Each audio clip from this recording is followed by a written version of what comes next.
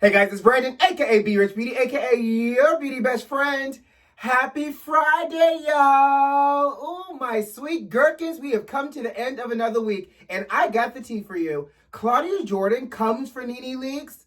Lil Wayne got everybody in Black America and in the rap world angry with him, y'all. Looking at him sideways. And the Real Housewives of Atlanta trailer has dropped. We're talking about that and everything else today. You know what to do. Grab your tea, grab your beverage. Let go.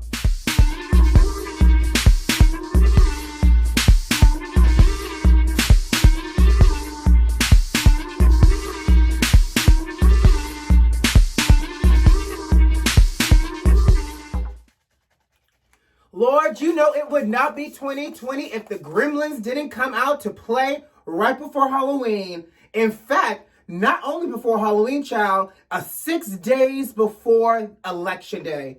My Lord, let me tell y'all something. Lil Wayne was photographed, thumbs up, with 45. First of all, everything is wrong with this picture. Not only is there tons of things wrong with the picture, which we'll discuss in a minute, but what did they talk about? I'm so glad you asked. They discussed the Platinum Plan. You know, the plan that apparently the Trump administration has for Black America. And not only did they talk about the Platinum Plan, first of all, sir, you had 3.5 years to do something for Black America.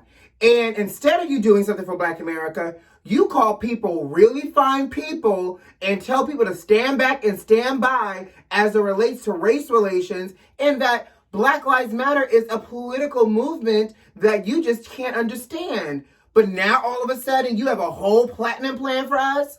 I'm not surprised if this Platinum Plan does not have some form of, small script at the bottom giving us our warning, like they do in drug commercials, that we may end up in chains and or bondage if we go ahead and sign up for the Platinum Plan. And let's keep it cute. Let me take you way back. Y'all realize that at some point in the slave trade, they actually had Black people kidnapping Black people to sell us into slavery. Like, I'm not surprised if this Platinum Plan wasn't some grand scheme at all. They're over here pitching it to Ice Cube. They're over here talking about it with the little gremlin himself with his matted head. I don't trust it, people. This is 6 days before the election. Don't let the spirit use you in this way. And most importantly, little gremlin of a man, if you want to support him, that's fine. You also want to play Russian roulette with your life, that's fine too. Because if y'all notice in this picture, they standing real close together without any mask on, smiling real hard. Weezy is smiling real hard next to the man who just had the coronavirus. Not that I'm saying that this man is still contagious with the coronavirus, but if you know the whole leader of the free world had the coronavirus, you're going to really stand next to him that close without a face shield, a mask, a PPE suit on, an astronaut suit, a biohazardous something on, sir? Nothing at all? Okay. Lil Wayne, sit down. Go back under the rock that you were on. Climb back on the hill that you sat upon. How about you go back and take up the space that you occupied on top of, the cathedral, looking out over everybody? Like a gargoyle. Anyways, moving on, y'all. Baby, NENE Leakes is still making them headlines, honey. So y'all know that NENE did not go to Cynthia Bailey's wedding. Now, there's lots of speculation around why NENE didn't go to Cynthia Bailey's wedding. I even talked about it in one of my episodes saying that she wanted $125,000 to go. So NENE talked about she just was not interested in going. And, CLAUDIA JORDAN, who has her show on Fox, so she's been real vocal on the web these days. She likes to comment on people. And so she commented on NENE's post saying that, basically, you may not wanted to have gone, but obviously if she was your friend, you would have gone, essentially. So CLAUDIA clapped back and mentioned something about NENE's behavior as it related to not attending Cynthia's wedding. Well, gotta love a good internet troll. One of the little internet trolls responded underneath CLAUDIA's post, and in that kind of was really disrespectful, if you ask me, and mentioned CLAUDIA being abused previously in former relationships. Well, good old Patty NENE, she dropped a crying eye laughing emoji. And that baby has opened the floodgates of reading. Let me tell you something. This week has been the week of reads. We had little young mama read the police board of commissioners, and now Claudia Jordan has dusted off her library card, checked out a book, threw on her glasses, and read NENE for Filth. Not only did she read NENE for Filth, she said, well, since you want to laugh at my struggle, sis, since I thought we were low-key cool, even though I didn't really mess with you, you now are giving me the green light to let have and let go in on you. And that is exactly what she did. Essentially, you know, I'm going to post the images of Claudia's tweets so y'all can see them. So essentially, Claudia talks about her losing her job based off of her ego. That actually sounds like that might be right. But she digs in a little bit deeper, talking about you lost an easy $2 million bag, right? Off of an ego, honey. In addition, she called her talentless, illiterate, and rude. I don't know where there's a lie there, but I'll go ahead and buy that one as well. What makes it even better is then she pulled in some backstories for our asses. She said, well, and let's get real. Back in 09, for the 99, you was creeping around what quote-unquote said football player behind Greg's back, child. Now, this is not the first, not the second, but as I can recount right now, the thrice time that NENE has been thrown up in the media about allegedly dipping and dabbling and ducking and weaving, or in the words of Miss Evelyn Braxton, laying it low and spreading it wide with somebody behind Greg's back. Now, y'all know what they say, honey. There might be a little truth in some of these allegations. And I have a feeling that there is a little bit of truth in allegation, so much so that Claudia went on even further and said, you may have called me a hoe in the past, honey, but there's only one of us in this conversation that has sold our parts, a little something strange, for a pair of Louboutin change. And what makes it even better, Claudia grabbed the nails, the hammer, and nailed up that coffin by coming for NENE's latest endeavor, that horrible reading session, by saying, honey, you want to talk about folks in this reading session? This reading session might as well get upgraded to the upper room because it is dead, it is tired, just like your career. Ooh, NENE, how the mighty has fallen. Not only has the mighty has fallen, you know, Claudia really kind of circled all of this back to just epic karma. She goes, out of everything, out of all the rudeness, out of all the moments where you could have been nice to people and you chose not to be nice to people, this quote unquote fall from grace, this unemployment, this Miss Mama, I'm going to have a whole reading session in an abandoned restaurant, is not a good look. You could have easily secured a $2 million bag with your Bravo checks. And she went on to say, I hope you've been saving all your coins, honey, so you can stay as rich as you always claim to be. Mind you now, Claudia is the one with the TV show on Fox Soul every day collecting her check faithfully. So, y'all know, this little banter back and forth is quite hilarious. It's quite engaging. It is a little sad on NENE's part, but whew, Chile. Speaking of housewives, are y'all ready for Housewives of Atlanta? It debuts and drops in December, and Bravo has dropped the official trailer. So, you know what I'm saying? You know what I will say is actual trailer still looks quite entertaining, even though they're new faces, and we've lost some old faces like Eva and obviously NENE. But we have Portia, we have Candy, we have Kenya, we have Cynthia Bailey, and now new addition Drew Sidora, along with friends of the show this season, LaToya Ali, you know, Marlo's back, honey, and Miss Tanya Sams, Tanya in the house is back. Now, what I will say about watching the trailer, and I'll post the link to the Bravo trailer in the description box of this video as well. You're welcome, friends. Try to make your life a little bit easier. Looks like Candy's storyline has regressed a couple of seasons to when Riley was a teenager. So anyways, they're talking about how, you know, Riley's dad is not paying child support. You know, it looks like Mama Joyce is back in the mix, stirring the pot, calling him a bum and everything else. You know, she loves to call somebody bum and poor, honey. Meanwhile, Candy is, you know, taking care of her. But that's what a child should do for their parents. I digress. But it looks like, again, like I said, that storyline feels a little familiar and a little old. I don't know if Candy's running out of steam, but apparently they're preparing to send Riley off to college for this season. Portia's now the activist, honey. I guess it doesn't matter if you can't find the Underground Railroad as long as you could, march for the current times and the current injustices. Her relationship with Dennis McKinley is also seeming to be a little finicky and on its way out. Oh, more Kenya drama, honey.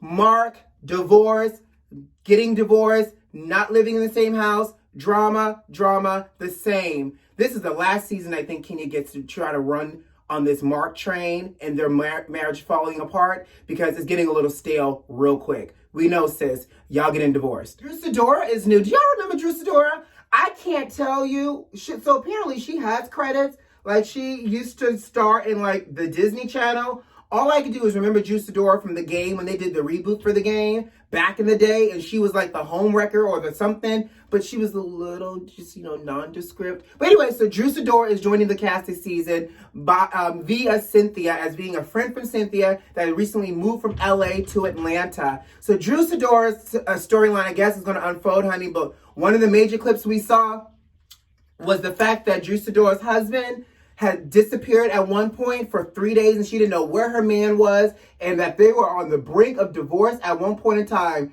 So we'll see how this plays out with the newcomer. It's never easy being a newcomer because you got to come out the gate, not too harsh, not too soft, but just entertaining enough. And I don't know if Drew Sidora has it in her, but we shall see. We shall see. Finally, we see clips of that spicy bachelorette party, because we heard all the drama and all the tea from it this summer. Somebody sleeping with somebody, girl on girl action, all types of drama. So we'll see all of that unfold in front of us for this season 13 of Real Housewives of Atlanta. So I enjoyed the trailer. I feel like they could give us a little bit more, but I am ready, and I will have my popcorn and my Olivia Pope wine glass and my red wine ready in December. Tamar Braxton. Did you guys watch Tamar's interview with Tamron Hall? I did. Now I'm gonna tell you something. I will say Tamar's makeup looked great. I don't know how I feel about that shake and go wig, that was brown little wig that they took right out the bag, shook it out, put it on her head, that wasn't fully combed down in the back, that had a little dent in the side. It looked very Halloween costumey, like she could have gone from Tamron's show to doing a little Halloween doo-wop pop little mix, wearing her brown hair. Loved her little nude outfit. You gotta be careful with a nude outfit, honey, because if you're already light-skinned and you wear a nude outfit, it almost looks like you're not wearing anything at all. But Tamar looked amazing. Here's what Tamar tried to do her job. She tried to ask Tamar about what led up to suicide, what was the trigger, how did she try to do it, has she had suicidal thoughts prior, what was going on with her and David. And I felt like Tamar was transparent, but not transparent enough. Now, if you watch the interview, Tamar will say, mental health and suicidal thoughts are real, which they are. She didn't want to talk about the method of suicide because she didn't want to give her fans ideas. But I will say she was really transparent about somebody within her family going to the network to reveal her deepest, darkest secrets about her being molested during that season where they had that breakdown with Iyanla Van Zandt. But I think the way she kind of set all of us up with her tweets, I'm telling it all and this and that, I still felt like she still talked in circles. When she talked about her relationship with WeTV, it was, I was dying a slow death. I was tired of being this character of the angry black woman. I wanted to be positive. When my sisters and I started this show, this wasn't our intention. I get it. But sis, you started a reality TV show. Y'all really think real hard. How many of you guys are signing up to watch reality TV show every week to see people hold hands and sing a kumbaya? You have to have a little bit of drama. And I'm sorry, Tamar, you signed up to be the baby sister, the drama star, and you got pigeonholed into that. Just like anybody who gets typecast, you can try to work against it, but you also have to keep in mind what brought you to the status and the fame that you are sitting on now. That was really her frustration with her relationship with WeTV and also trying to find her voice again. Now, she does continue to say, though, that she was not abusive, not nailed once with David, even though now David's people has filed the lawsuit and restraining order saying that she owes him $30,000 in damages, honey, for a 2016 Rolls Royce. and the fact that she was abusive indeed. So it's a good little interview. I feel for Tamar. I felt like, you know, again, she had levels of transparency, but just not transparent enough for me. But yeah, check it out. I will be really interested to see that after this season, if Braxton Family Value comes to an end, because I don't know about y'all. Yeah, I can just think about the season where they all went on boycott and the only person that was left was Tracy. It ain't interesting enough for me to just watch it with good old Tracy because she needs a check, honey. I need all the sisters, Tony, Trina, Tawanda, Tamar, Mama Evelyn. I need them all, okay? Now, a little fun news for you. I don't know if you guys know that I am a huge Saved by the Bell fan. So much so that when they announced that they were doing this reboot, I may or may not have dusted off some of my Saved by the Bell paraphernalia. Don't judge me. But they announced that they were bringing back the characters of Zach, Kelly, Jesse, and AC Slater. So if you watch the show, that meant that two people were not coming back. Screech and Lisa Turtle. And I love me some Lisa Turtle. She paved the way for every other black bougie heifer. She paved the way for Hillary on Fresh Prince of Bel-Air. She kind of paved the way for even Regine on Living Single. Love me some Lisa Turtle. Well, Lark Voorhees dropped a picture showing her behind a desk announcing that she was making an appearance on this upcoming season of Saved by the Bell reboot. Now, I don't know how many episodes, but she's gone on to be a very successful person in the fashion industry, and I'm excited. It just warmed my heart so. Nippy, The Voice, Whitney Houston herself, is the first black artist to have 3 certified diamond albums. So the Whitney album joined The Bodyguard in her self-titled debut album as being diamond. Super excited. Y'all know how I feel about Whitney. Y'all may have the vocal Bible, but I have The Voice. And this is so good because The Voice, and this announcement is coming before The Voice gets inducted into the Rock and Roll Hall of Fame on November 7th. I can just say, I feel like I'm a part of Whitney being inducted because I know how hard I spent in voting each day, a couple of times a day. Like I set reminders to vote. And on top of that, I set links to my friends to vote. So I really want to say to all my friends that might be watching, thank you so much. And thank you to me for getting Whitney inducted into the Rock and Roll Hall of Fame. It takes a village. So much so that I'm sure Miss Pat Houston will be there to accept this lovely honor. But nonetheless, voting is powerful because Whitney's about to be inducted. And voting is so powerful that y'all cannot forget. If y'all can do early voting, get it done, child. Because next Tuesday, we got to vote for our life. I've already early voted, so I will be sitting back watching this unfold on television with my Olivia Pope wine glass, my red wine, and my popcorn, praying that we come over the hill, okay? In the meantime, though, I hope you have a great Friday, a great weekend. You know what to do. Subscribe to the channel if you like this video if you want, and leave me a comment. But in the meantime, who loves you? I do. See you on Monday, guys. Bye.